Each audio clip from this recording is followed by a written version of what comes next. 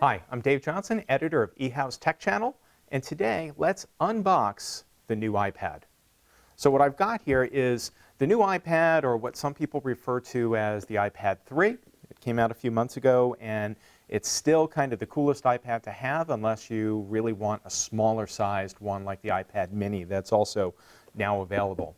So let's take a look at this thing. As usual, Apple goes for very elegant packaging, and one of my favorite parts about this is the near perfect vacuum that you get on the box. It takes effort to get into it. But once you open up the box, the first thing you see is the iPad itself. So we'll pop that thing out, and it comes in a little cellophane wrapper.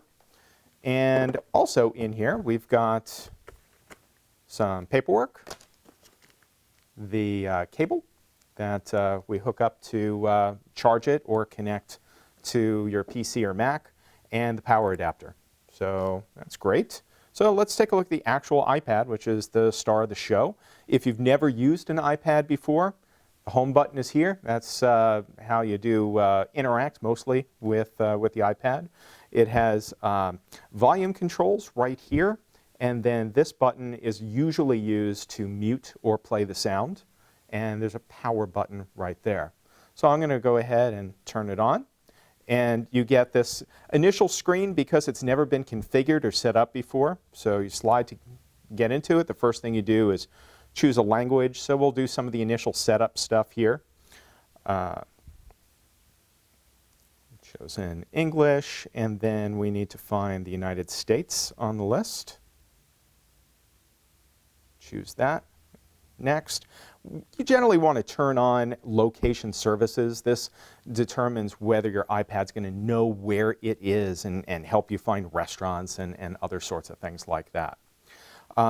Also at this stage, you're going to want to set up the Wi-Fi. Notice that there's no Ethernet port on this. You can't hook it up to a wired network. So really what that means is you're going to want to turn on the Wi-Fi because that's the way that this is going to communicate with the outside world. And so I'll type in the Wi-Fi password.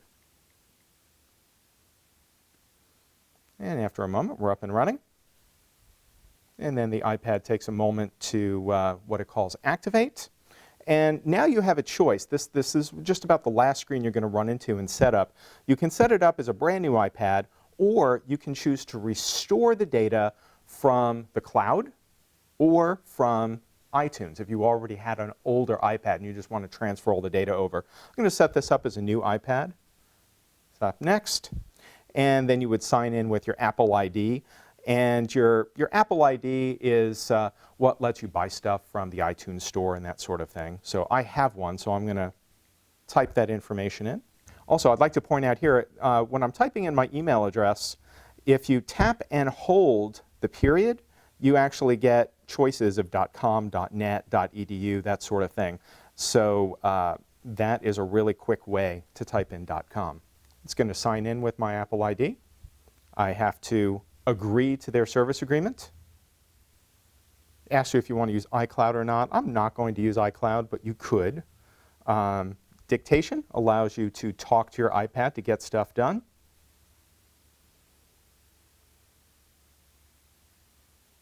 And finally, we get to start using our iPad. And you interact with your iPad mainly by swiping, dragging, that sort of thing. So just a couple of tricks I want to show you. For most of the configuration that you're going to want to do with your iPad, you'll do it in settings. So you can tap your settings button. And this is where you control every aspect of how you interact with your iPad. One thing that you should know is if you're going on an airplane, you want to turn on airplane mode. That's right here. It's currently set to off. You flick that, turn it on. That turns off all the wireless signals, which complies with FAA regulations. And you can reorganize your start screen very easily. You tap and hold an icon, and you can drag it around. You can move them around wherever you like. And you can even group them. Like, for example, I wanted to create a group of music icons. I could drag one over the other, and that creates a little folder that I can name.